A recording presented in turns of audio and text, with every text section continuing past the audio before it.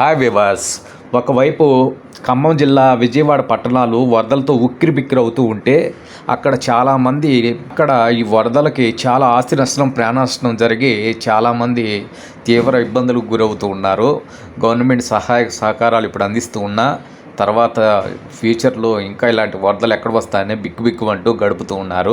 కానీ ఇప్పుడు హైదరాబాద్ విషయానికి వస్తే వరదలు కాదు, కానీ గవర్నమెంట్ ఇల్లీగల్ కన్స్ట్రక్షన్ కూల్చివేత హైడ్రా ప్రాజెక్టుతో చేస్తుంది. దీంతో చాలామంది మొరపెట్టుకున్నది ఏమిటంటే మాకు ముందస్తు నోటీసులు లేకుండా మా ప్రాపర్టీస్ని కూల్చివేస్తున్నారని ఆరోపిస్తున్నారు. వాస్తవానికి నోటీసులు ఇస్తే ఏం జరుగుతుందో గవర్నమెంట్కి తెలుసు. ఇల్లు స్టే తెచ్చుకుంటారు, తర్వాత క్లియరెన్స్ రావడానికి 100 సంవత్సరాలు పట్టచ్చు.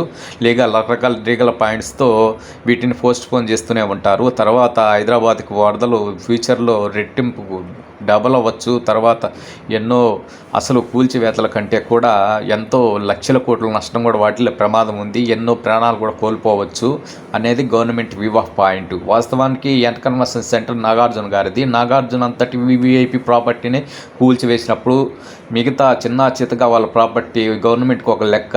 అసలు నాగార్జున కన్స్ట్రక్షన్ని కూల్చివేసినప్పుడే వీళ్ళు అప్రమత్తం అయ్యి ఇంకెక్కడికైనా సేఫ్ జోన్లోకి మూవ్ అయ్యింటే సరిపోయిండేది. కానీ ఇప్పుడేమో తీరిగ్గా వీళ్ళు ఎవరి ముడ్డి కిందకో వాటర్ వచ్చాయి, మా ముడ్డికి కిందికి రావాలే అనుకున్నారు. ఇప్పుడు ముడ్డి కిందికి వాటర్ వచ్చేతలకి తత్తరపడిపోయి మా గవర్నమెంట్ మా కూల్చేస్తున్నారు, మమ్మల్ని ముంచేస్తున్నారని గగ్గోలు పెడుతున్నారు. వాస్తవానికి చెప్పాలంటే ఇప్పుడు గవర్నమెంటు ఒక వ్యూ ఆఫ్ పాయింట్తో పనిచేస్తుంది. ఈ మధ్య రేవంత్ రెడ్డి గారు కూడా, చీఫ్ మినిస్టర్ రేవంత్ రెడ్డి ఒక మీటింగ్లో ఈ విధంగా చెప్పుకొచ్చాడు.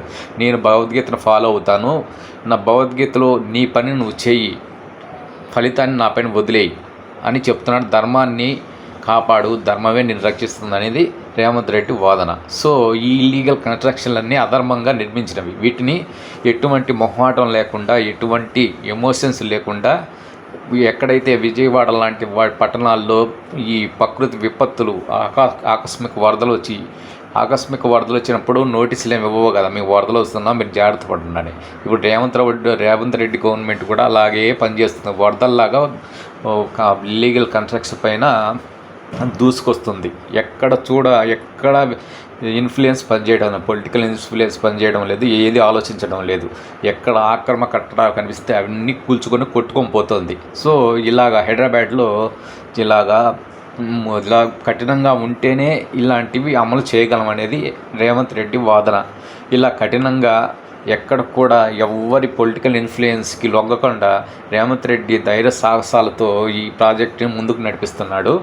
ఒకవేళ ఎప్పుడైనా సరే మెత్తబడిపి వెనక్కి తగ్గితే ఫ్యూచర్లో హైదరాబాదు వరదలు ఇప్పటికన్నా ఇంకా వచ్చే కాలానికి రెట్టింపు అవ్వచ్చు.